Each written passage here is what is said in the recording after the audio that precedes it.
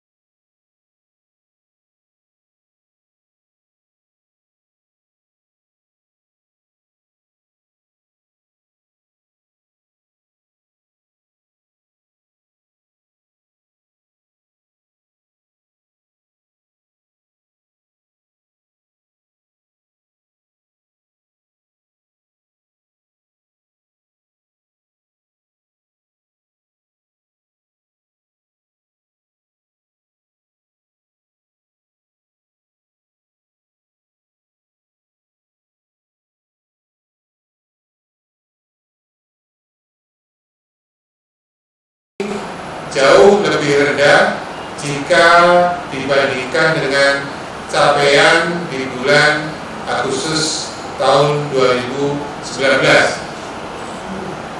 Kalau kita lihat menurut subsektor, pada Agustus 2021 ada 3 subsektor yang mengalami kenaikan NTP, yaitu subsektor tanaman pangan, subsektor tanaman perkebunan rakyat, dan subsektor perikanan.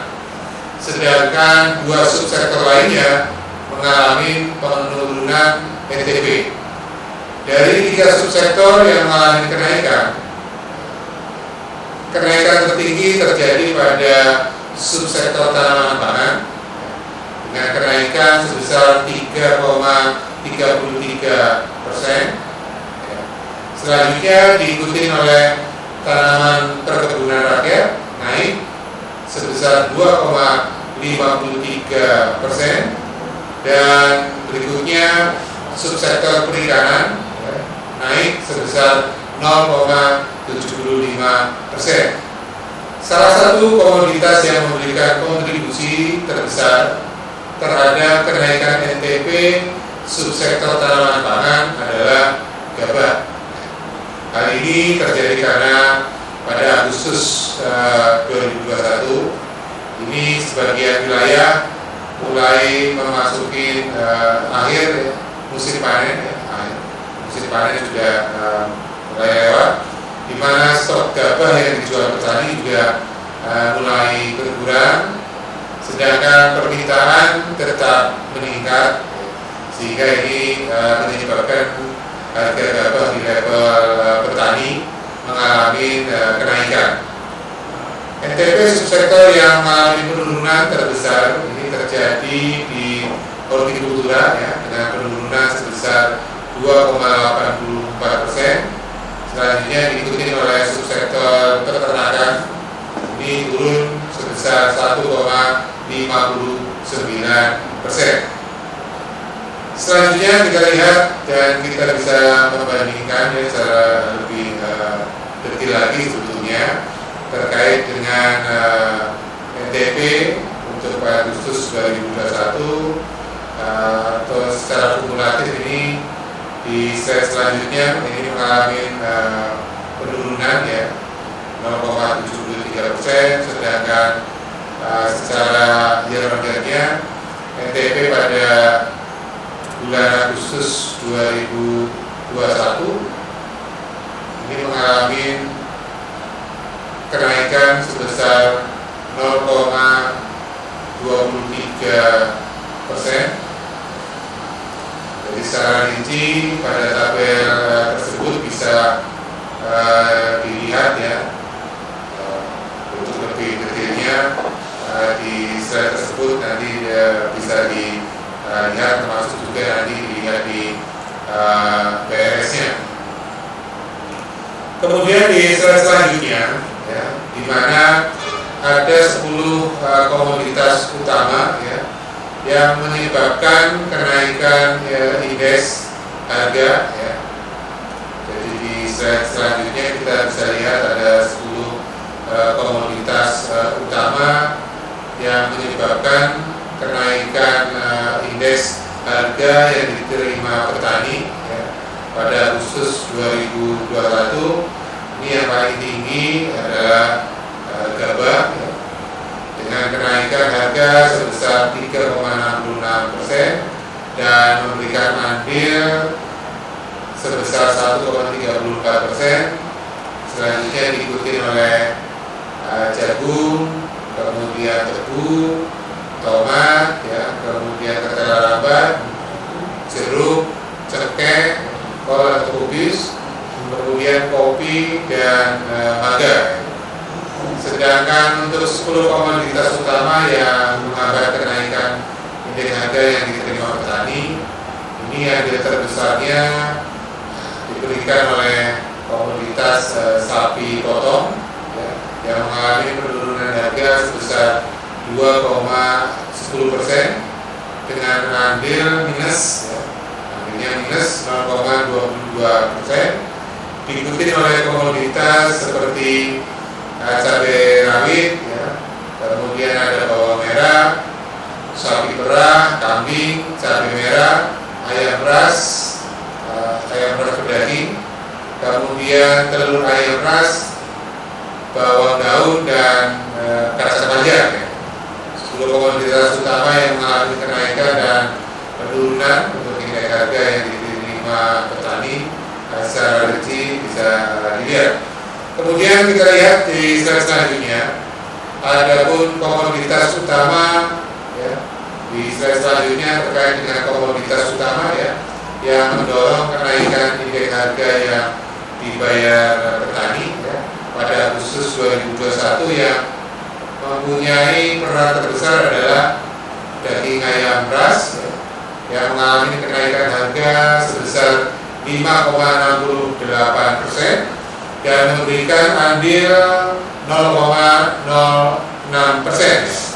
Selanjutnya diikuti oleh komoditas seperti tomat sayur, minyak goreng, rokok kreatif filter, kemudian bakalan sapi yang berumur lebih dari 12 bulan, kemudian ada jeruk, semangka, telur ayam ras, jagung pipiran, dan bawang putih.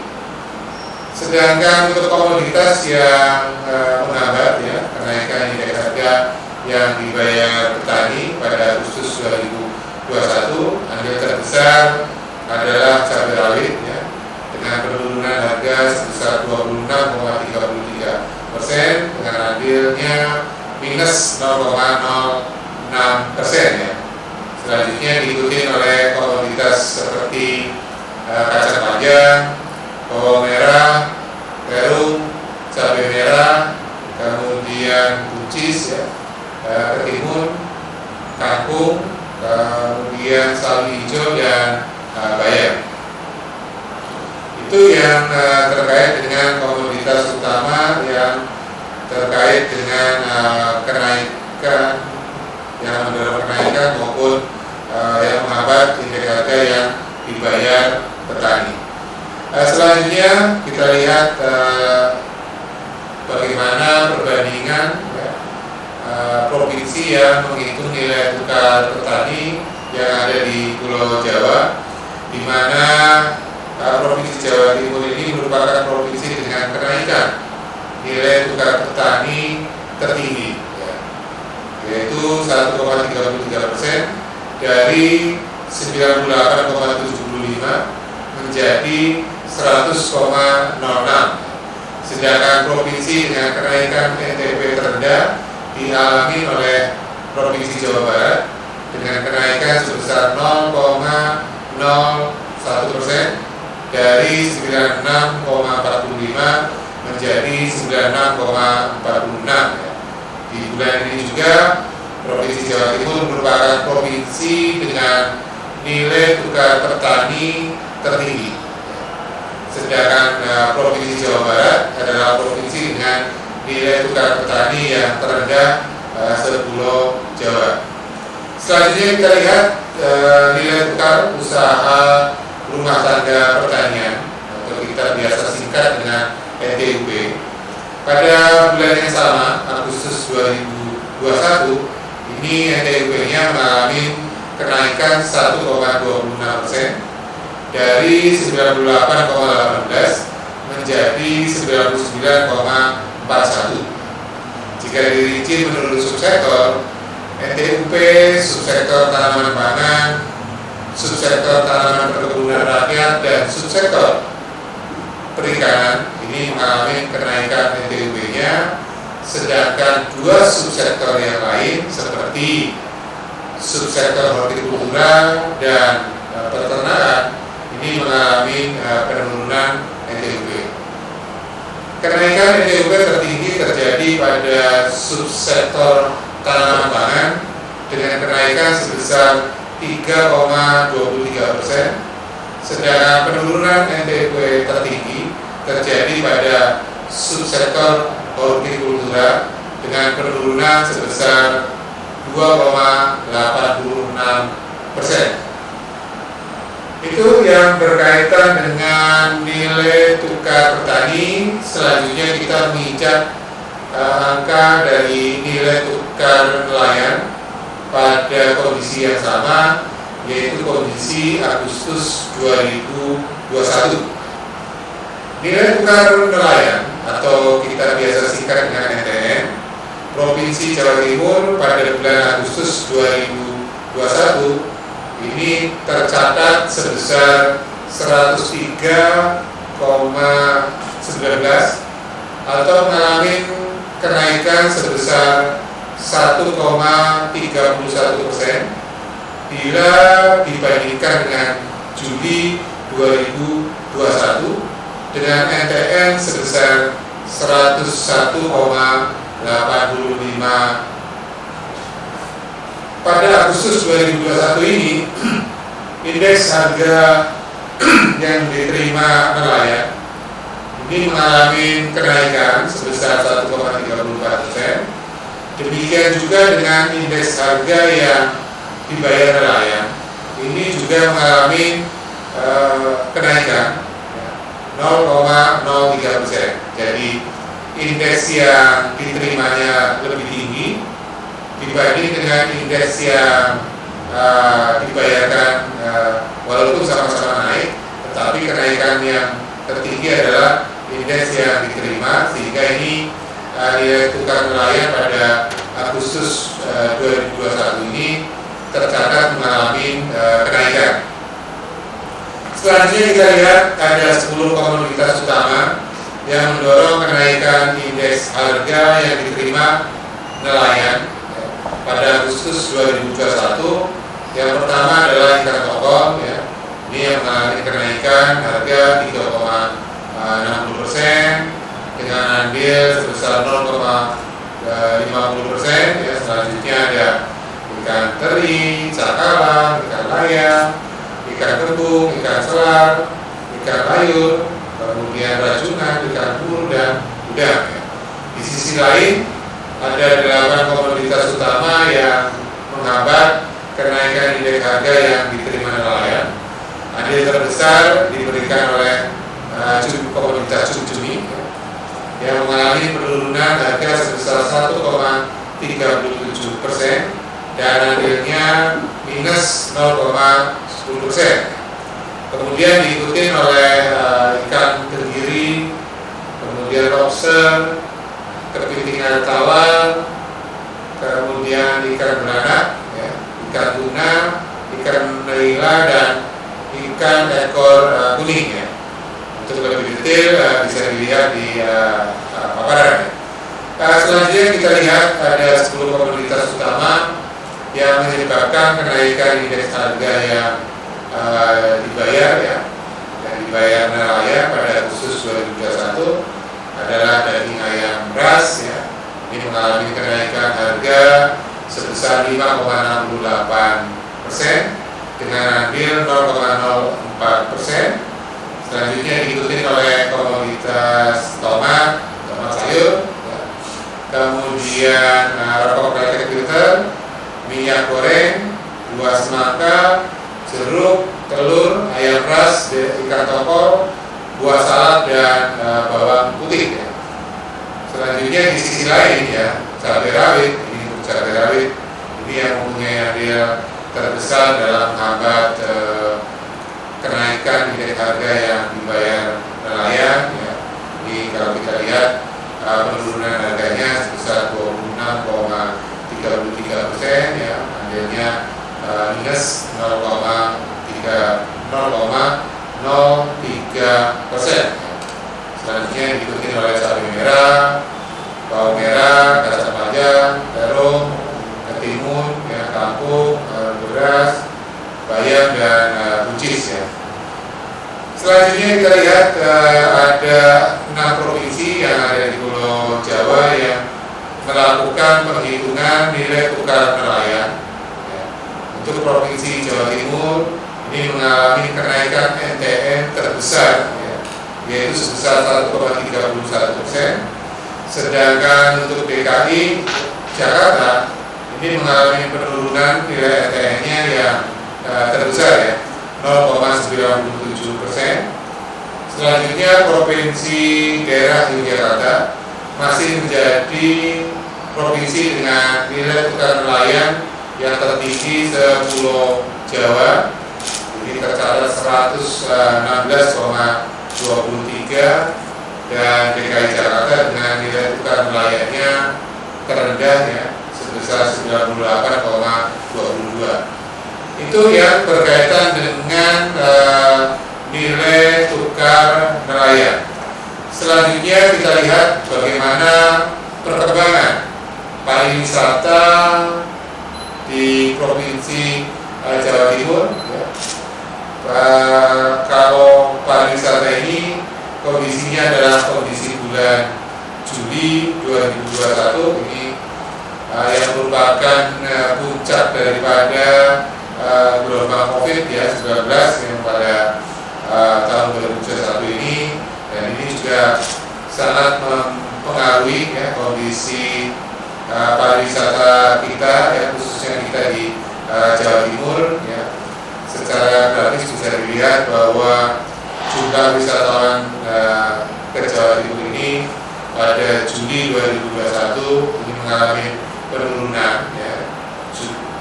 Jumlah wisman pada bulan Juli 2021 bila kita bandingkan dengan kondisi pada bulan yang sama 2020 dan masih jauh lebih rendah lagi kalau kita bandingkan dengan kondisi Juli 2019. Jadi selama Juli 2021 ini hanya mencapai 52 kunjungan ya, turun sebesar 71,27% bila dibandingkan dengan bulan sebelumnya Juni 2021 yang mencapai 181 kunjungan. Dan kalau kita lihat kita bandingkan dengan bulan Juli 2020 atau tahun sebelumnya yang mencapai 76 kunjungan, ini untuk wisman pada Juli 2021 ini lebih rendah dan mengalami penurunan sebesar 31,58%. Selanjutnya terkait dengan kunjungan wisatawan mancanegara yang sebanyak 52 kunjungan ya, pada Juli 2021 ada sebanyak 11 kunjungan atau lebih tepatnya 21,15%. Ini berasal dari Korea Selatan. Selanjutnya ada 10 kunjungan sekitar 19,23%. Ini berasal dari Tiongkok. Ada 5 kunjungan atau sekitar 9,62%. Ini berasal dari Malaysia. 4 kunjungan atau sekitar 7,69% dari Singapura, dan 6 kunjungan atau sekitar 11,54% ini merupakan warga negara Indonesia yang tercatat sebagai penduduk di luar negeri yang pulang kembali, dan 16 orang berasal dari selain negara-negara tersebut. Jumlah kunjungan wisatawan mancanegara pada Juli 2021 jika dibandingkan dengan Juli 2020 ini mengalami penurunan ya. Dari 76 kunjungan pada Juli 2020 ini menjadi 52 kunjungan pada Juli 2021. Dibanding Juli 2020 ini hanya kunjungan wisman dari Singapura yang naik ya, sebesar 300%, sedangkan dari India, kemudian Malaysia ini turun masing-masing sebesar 10% dan 87,80% ya. Untuk penduduk di luar negeri yang pulang kembali ke Indonesia ini juga turun sebesar 87,50%. Jadi kunjungan penduduk ke Jawa Timur pada Juli 2021 ini memang tercatat sebanyak 6 kunjungan. Ini menunjukkan juga penurunan ya, sebesar 33,33% bila dibandingkan dengan bulan sebelumnya yang mencapai 9 kunjungan. Kemudian di slide selanjutnya kita cermati lagi selama tahun 2017 sampai dengan 2021 ya, secara kumulatif pada rentang waktu ya, pada Januari sampai dengan Juli, kunjungan wisman ke Jawa Timur untuk Januari sampai Juli 2018 ini merupakan kunjungan yang terbanyak ya, mencapai 178.989 kunjungan, dan kunjungan yang paling sedikit terjadi di Januari sampai dengan Juli tahun 2021 yang sebanyak 642 kunjungan ya. Jadi pada bulan-bulan yang akan datang ini kita berharap pandemi juga akan berakhir sehingga jumlah kunjungan Risma ke Jawa Timur ini kembali meningkat. Kemudian kita lihat lagi di slide selanjutnya terkait dengan tingkat penghunian kamar atau kita biasa singkat dengan TPK pada hotel bintang pada Juli 2021 ini tercatat 26,25% atau mengalami penurunan secara lanjutan ya bandingkan dengan bulan sebelumnya Juli 2021 ya. Ini 17,91%. Ini yang pada dibandingkan dengan Juni 2021 yang sudah mencapai 44,16%. Sedangkan secara year-on-year-nya TPK Hotel Bintang pada Juli 2021 ini terjadi penurunan sebesar minus ya 2,32 poin bila dibandingkan dengan Juli 2020 yang mencapai 28,57%. Ini juga lagi-lagi berharap bahwa ke depan ya bukan hanya pariwisata saja tetapi tingkat penghunian kamar hotel berbintang ini berangsur-angsur mudah-mudahan mulai meningkat dan kembali normal kembali.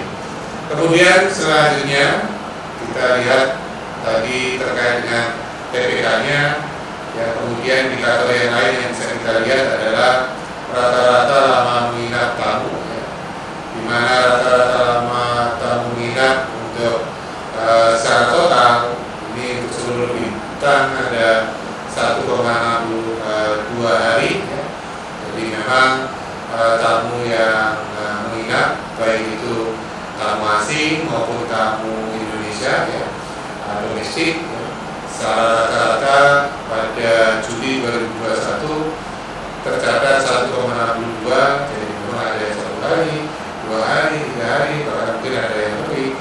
Tapi secara statistik ini secara rata-rata tercatat 1,62 hari. Nah kalau kita lihat, kita bandingkan antara yang asing dengan Indonesia atau domestik, ini untuk rata-rata lama menginapnya paling banyak ada di asing ya 2,12 ya. Sedangkan untuk yang domestik atau yang Indonesia ini 1,62 ya. Nah kalau kita lihat menurut klasifikasi bintang ya, memang kalau untuk yang asing ya lebih banyak ke bintang 4 ya, kemudian secara rata-rata 3,28 hari ya. Sorry, bintang 2 ya untuk yang asing, maaf 3,43, yang kemudian selanjutnya ada bintang 4 ya 3,28, yang paling rendah yang mungkin tidak mengingat pada Juli 2021 adalah di bintang 1 ya. Kemudian kalau untuk yang domestik ya, kita bisa lihat bahwa yang paling banyak untuk klasifikasi bintang untuk rata-rata lama menginap tamu untuk yang kategori Indonesia ini ada di bintang 5 ya 1,96, dan yang paling kecil ada di bintang 1 0,51 ya. Jadi antara bintang 1, bintang 2 dan bintang 3 ini sebetulnya tidak begitu signifikan dari sisi angka ya. Ada 1,51, bintang 2 1,54 dan bintang 3 1,57. Itu yang rilis pada hari ini ya. Jadi itu yang terkait dengan data pariwisata. Sekali lagi hari ini kita hanya 4 yang kami rilis ya, inflasi, NTP, NTN dan perkembangan pariwisata. Itu yang bisa kami sampaikan pada hari ini. Terima kasih atas perhatiannya dan salam sehat semua. Terima kasih. Wassalamualaikum warahmatullahi wabarakatuh dan selamat siang.